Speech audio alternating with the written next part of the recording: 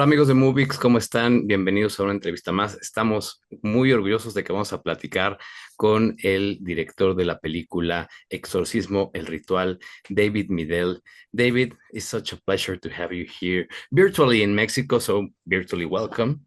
Of course, thank you very much. Uh, my first question is something I'm pretty sure someone has already asked you about this movie, but the first time I saw the trailer, I thought, wow, it's really weird to see Al Pacino in a movie in a exorcism movie. How did it came to be? Did he approach you? How was it he landed this part? Yeah, no, it was a very interesting experience because we were working I was working with the producers trying to think of, okay, who do we feel would be a good choice for Father Theophilus. And somebody had mentioned Al Pacino, and I was thinking, well, of course. I mean, Al Pacino is one of the greatest actors of all time, but I was skeptical that, someone like him would be interested in a film like this. But we decided to reach out to his team, not really having a connection to his team or anything like that. I'd never met Al. I don't know that anyone on our team had ever met him.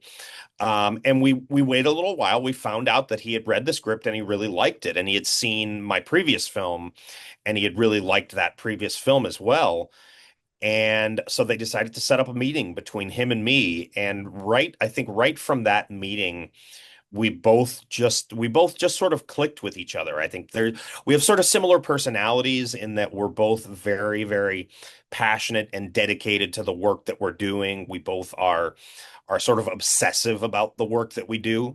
So I think we kind of saw that in one another, and we were pretty much aligned on how we saw the character, how we saw this story, how we wanted to tell the story. And I think both Al and I just sort of sensed that from the beginning.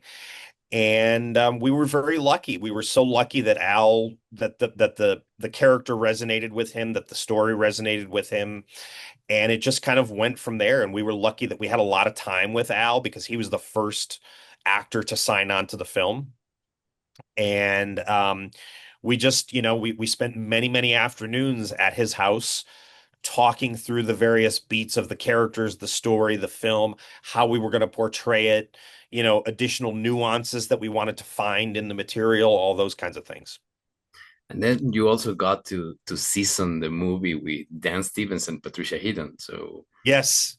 Yeah, I mean, we were our entire cast. We were so lucky to have everybody. Dan, Patricia, Ashley Green, Patrick Fabian, all the supporting cast. I mean, we were just so lucky in so many ways with our cast.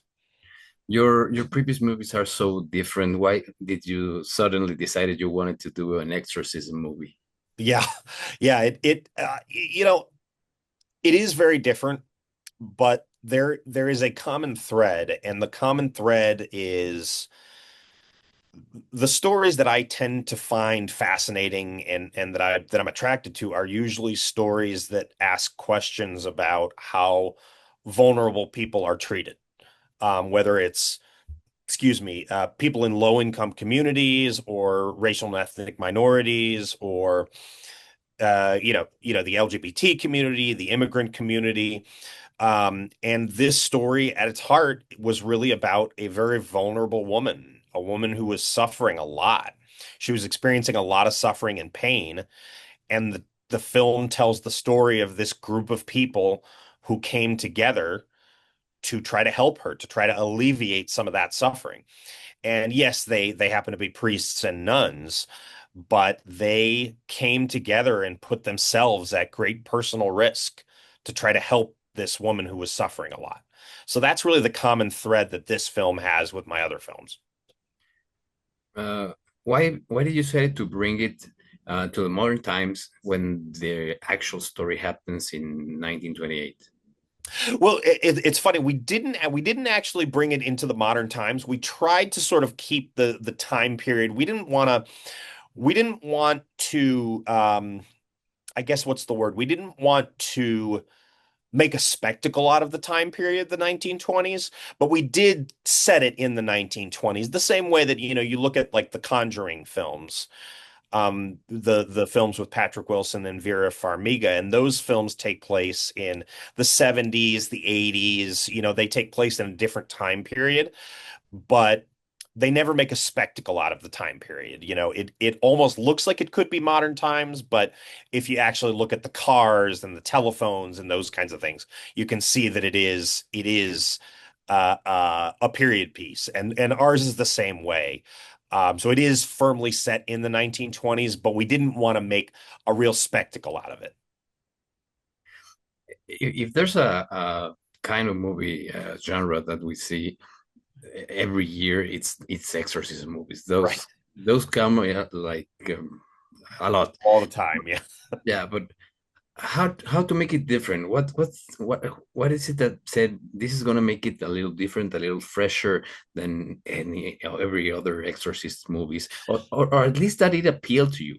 Yeah, yeah, yeah. No, and that was definitely the biggest challenge with this film. That was the thing that I was sort of terrified about going into the film, was how many exorcism films that there have been. Some of my favorite films are exorcism films. So so there have been some really, really great ones. And I mean, the way that we tried to differentiate this film was by giving it the feeling that it was more grounded and naturalistic and realistic. We tried to shoot it. We tried to shoot it as though the people that were holding the cameras were actually standing next to the priests and standing next to the nuns, watching what was happening in real time and reacting in real time. They're just trying to keep up with everything that's happening. So we tried to give it as, not exactly a documentary, but sort of like an induced documentary feel. And obviously, the performances go a long way towards communicating that as well. We were lucky, we were so fortunate to have actors like Al and Dan and Abigail Cowan and Ashley Greene and Patricia who were able to give these characters a lot of grounding in the real world. They feel like real people, hopefully.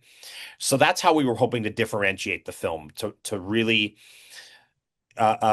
give the audience the impression that they're watching something that is grounded in reality, not so exaggerated or over the top. And correct me if I'm wrong, but maybe a little about how it affects the people around the people, the guy, the girl that's possessed. Absolutely. I mean, we that was a really important part of the documentation that I kind of gleaned from all of the documents and newspaper articles and books that were written about this case, was that how terrifying this must have been for the nuns. This woman who was supposedly possessed by demons was moving into their convent, was going to be living under the same roof as them. And how terrifying that must have been, and how much bravery and courage it must have required from them to participate in this. Was there an exact part of the movie that you said, I want this, I need this, or was there something that was missing that said, oh, I can't include this, but I would have loved it to have it? Yeah, there were a couple things that, were in the initial drafts of the script that I would have loved to have included, but, just logistical challenges, budgetary challenges. There were some things that we weren't able to include, unfortunately.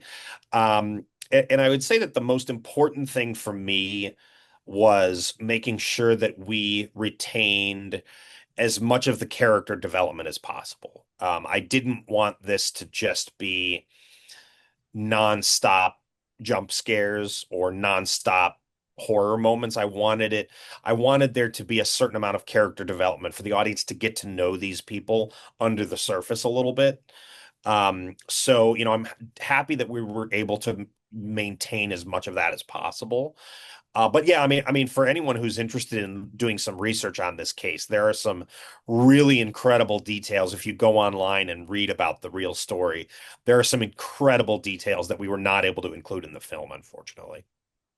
While recording and doing all the taping of the movie, did something that you were seeing, you said, wow, this is really scary, or someone in the cast said, like, man, I'm totally creeped out by what we're doing?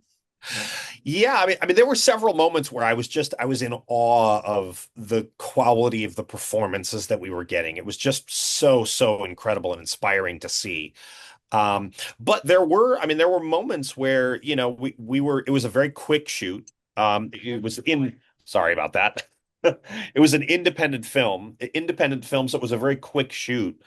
Um, and we were in some really tight, confined spaces. So I think some of our crew members were really affected by like the claustrophobia of the whole thing, not to mention just the stress of production in general. But on top of that, being in these really tight, confined spaces, I think everybody got a little bit of claustrophobia, which caused some additional anxiety for everybody, I think, which was totally natural. Um, but I think we always knew that we were getting some really special performances from the actors, and the crew was just, as most crews are, just incredibly dedicated. And I have to ask this obligated question for Sure. everyone who makes a horror movie. Did something happen, or maybe as the movie portrays that it affects the people around?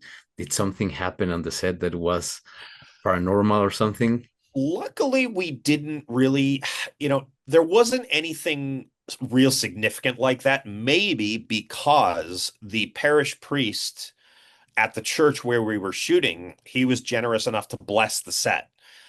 He said some prayers on the set a couple times, maybe, three or four times throughout the shoot. He would come down to the set and he would say a prayer and bless the whole set. And maybe that protected us. Maybe that gave us a little bit of protection from some of those forces. Is there anything you would like to add about your movie? Maybe something you want people to know? I would just say see the film in theaters. Go to see it in the theater. It'll look great if you watch it at home, and it'll sound great if you watch it at home. But the theater is really a special experience because, the sound mix and the color and the cinematography and the music, the immersive experience, I think, is really special for a film like this. So I would say see it in the theater. Don't wait until it's on, definitely watch it at home as well, but don't wait. See it in the theater first. Amigos, David Midell, director de Exorcismo el Ritual, The Ritual. So, thank you very much for your time y pues nos vemos en la próxima. Gracias, David. Thank you very much.